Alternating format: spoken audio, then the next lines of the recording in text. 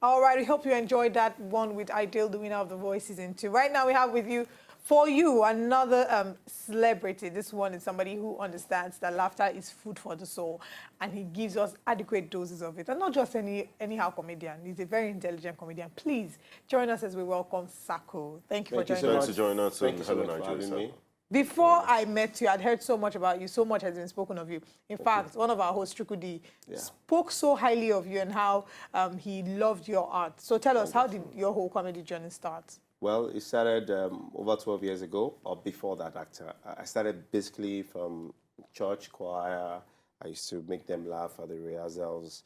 And then when it was time to introduce the song we're about to sing, I would introduce them and then just do a little of comedy, back in Redeem then. And then I used to anchor a concert, and then I went to University of Ilorin. When I got there, it became, or before I got into, when I got into secondary school, it was something that during break I would make people laugh and all these things. I made them laugh to the extent I even repeated SS2. Wow. It was that bad. It was that bad. But for me, I think it was a turning point for me to, sit up and then concentrate on my book and then know how to balance book and then your entertainment. And repeating SS2, I would say, was one of the best things for me because it made me a better person. I made sure that I left the school, good. I went to one of the best secondary school in Lagos, Ikosi High School, actually, in Ketu. People that know that school know that it's not that best, but at least I came out from the school and then I went to University of Ilorin, started school, and then started doing comedy professionally. What did you study, right? Accounting and data processing.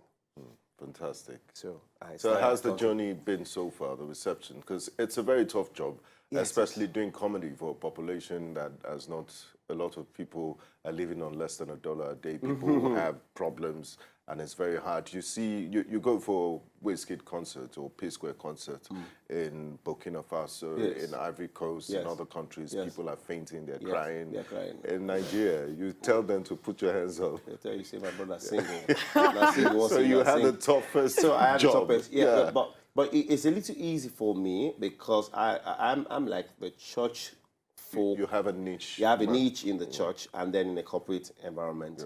I started in church, but I started working on my corporate side because I realized that, okay, I should be able to, I'm making money. Diversify. Yeah, diversify. So I'm more of the corporate MC with a sense of humor. But, back in church, people still call me, come anchor your concert, because they know that, okay, the kind of jokes that I do is family friendly. And that's where, not offensive. Not so, offensive. we're certain that if Saco is on stage, we're not hearing any raunchy jokes. No, you will not. You will not hear any. Okay, But so doesn't that limit your... It doesn't. It doesn't because people, just like you want to drink clean water and you're saying you don't want clean water. And then you say instead of water, you want to get something else. Yes, you want to get any other alcohol or any other drink, but water is the easiest. So as clean as water is very safe for me. I can crack a joke in front of a small child and then go. That's beautiful. I like what you represent, the fact that your jokes are family friendly. Let's talk about actually making people laugh. Yes. Has there been days when you're on stage and you're cracking this long joke and you have, in your mind, you have reached the punchline, but no reaction, and you're like, Father Lord, you have to step in right now and show yourself. The Holy Spirit knows that I call him all the time because, it's like I pray. It's amazing when you're cracking a joke and then people are looking at you and then, So I've learned that part of knowing I had to go to school to learn the audience analysis thing. I had to go learn a 6-month course just to be... Wait, you went to do a 6-month course for comedy? Yeah, no, for corporate MC and to know your audience analysis, to know the things you need. Yes, to know feedback, to know the kind of jokes to crack, the things to say. It's necessary. It's comedy or master of ceremony. It's not just something you just say. If you're not careful, you just be talking talking back at yourself. So I've done that in the past, but I'm still learning. Even at that, you still get to some place and then you feel that, you're about to tear. But my brother, the one-liner, for me, is safe for me because I just do one-liner, especially if I'm the MC. I always look forward to anchoring. Because you don't want to make it all about yourself. Yes, you want an easy flow of the event. You like to make it spontaneous, where you pick up jokes around what is happening in the event. Wow. And it takes a smart person to be funny. Yeah, because you're inventing and you're innovative. Yes. All right. I like the fact that you mentioned that you went to do a 6-month course. Yes. And we've come up with an era where we realize that comedy is not just about you get one girl, you get one boy. Comedians read, Yes, know.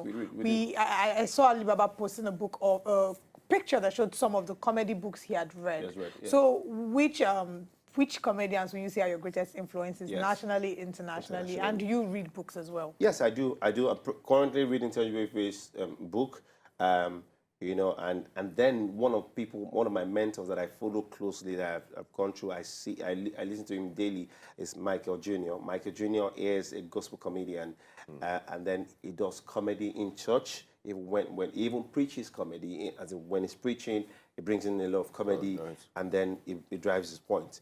Another person I also looking forward to going to the studio is Steve Harvey. Steve Harvey is somebody that I'm passionate about. I'm looking forward to going to his studio as, you know, I just want to sit in the audience and listen to him. I watch all this video. As an emotional person, I'm an emotional person. He doesn't hide his emotion. He expresses himself. He talks about his past. He talks about, it's easy. He can tell story. And it's more relatable. More relatable, yes. You can know that he started a journey, and then wherever the level he is, he still remembers there's a connection between him and God. Fantastic. So those are people. And Ali Baba is someone that, you know, I still have access to, and then I talk to him. I follow, if I have a notification on my Instagram, he posts any picture, I know about it. Oh. Yes, I have to. Okay, so tell us about your upcoming event. Okay, my event is the second edition of the Spirit of Saco concert. It came with the burden of saying that there's a family concert, and then you can still not carry your children to a comedy concert. A lot of comedians, young people now, young children say they want to become comedians. So this is the best time. My daughter is free, and she climbs on stage with me to do comedy. Fantastic. Is she going to be climbing on stage with Yes, you? she will be climbing on stage with me, because she's been climbing a lot of stage, because I feel that she can express herself, and so I'm trying to make her, she's free and she's very funny. And it builds her confidence. It builds her confidence. She's very confident. So what I'm doing is an evening of comedy, music, and dance, where you can come, bring your family, and all the comedians on stage will make you laugh and not insult anybody. I'm not in the habit of insulting anybody. You are being paid to make people laugh, not to insult them. But the amazing thing, some people like the exchange, the banter. I don't do it. I've enjoyed not doing it. I went to a program one time, and this guy I was cracking joke, and then he wanted to really exchange. I didn't exchange with him. I didn't know he was testing me. And then after the program, he just said, I was strange about you. I said, I don't do that. And he gave me an envelope, and it was $200. And I'm asking myself, I would have just lost $200 for saying, and trust me, anything I said, I would have said to him that day would have, you know, entered well. Exactly. Because it was just the high points I was looking for. But so this one is just an evening of having Christian comedy. It's not, it's Christian ethical comedy. I call it ethical comedy, where it's family friendly. You can bring your children, you can bring in your mother, you can bring your grandmother. It can even be an evening of fun. Where's the venue? It's this Sunday, Classic Event Center, Oregon, Kudirat Abiola Way, 78 Kudirat Abiola Way. Time? It's 4 p.m. 4 p.m. red carpet, but we want to start even before 5 p.m. We say 5 p.m. prompt, but because we have Tope Alabi, we have Chris Morgan, we have when are you looking to end the events? Well, 9:30. We want to round up at 9:30 and then we have Fela Dotoye, a special appearance. We have MC Abe, we have Teju Bayface, and we're just an evening of enjoy yourself. So how can people follow you on social media? People who want to partner, get tickets, and all that. Okay, they can follow me on Instagram on Spirit of Saco, SACO on Instagram. On Twitter is Saco Comedian. And then they can send me an email at saco@spiritofsaco.com. All right. That's it. Email saco@spiritofsaco.com. Then Saco. Spirit of Saco on Instagram. Yes. And then on Twitter, Saco Comedian. All right. Thank you so much for Thank you joining Thank you us. so much for having me. Very honored to. Thank you. Enjoy your. All right. We look forward to being at your event on Sunday. But we'll be right back on this show after sports. Nnamdi will be joining us shortly. To enjoy more of these our Ogbonge videos when you just watch, press this button to subscribe on top of our YouTube page. You go love am.